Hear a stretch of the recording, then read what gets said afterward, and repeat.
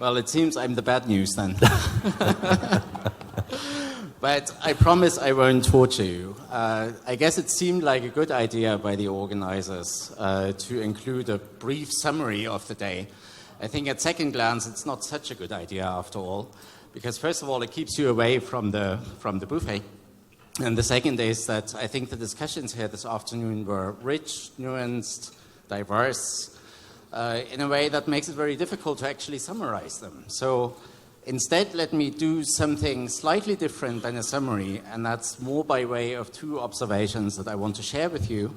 And both of these are also informed by the place where I'm sitting, which is in the Western capital, Berlin, in Germany.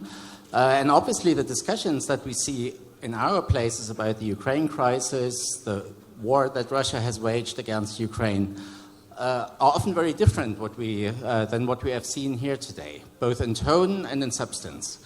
Now, on the tone, I would say what we've seen here almost throughout the debates was quite a degree of resolve.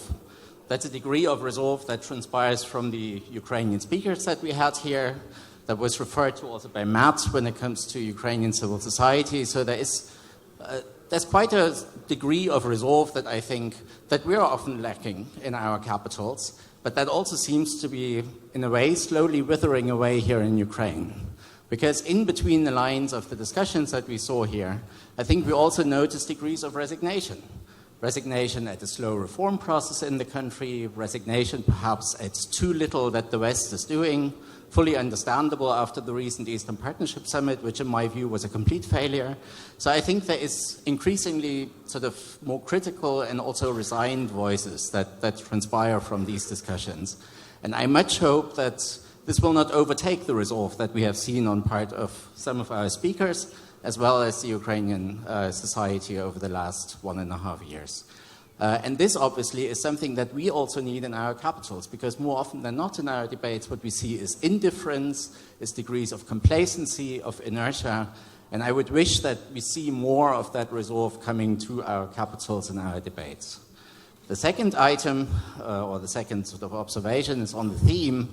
I think it became very clear in the discussions here that there's agreement on the nature of this crisis, of this challenge. This is not something that is limited to Ukraine.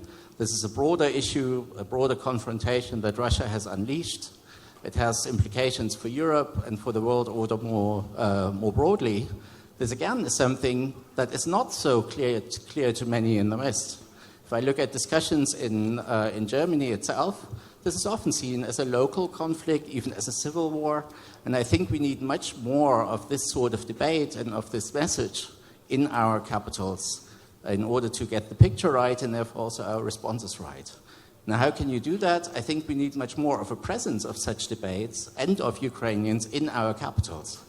I would say until a year and a half ago in Berlin, Ukraine was basically not present at all.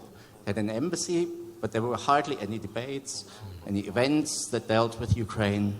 This has improved already, but I think both on the level of the government, which tries hard, but also civil society, we need a much stronger presence of you all in our capitals. That goes for Berlin as much as Washington and others.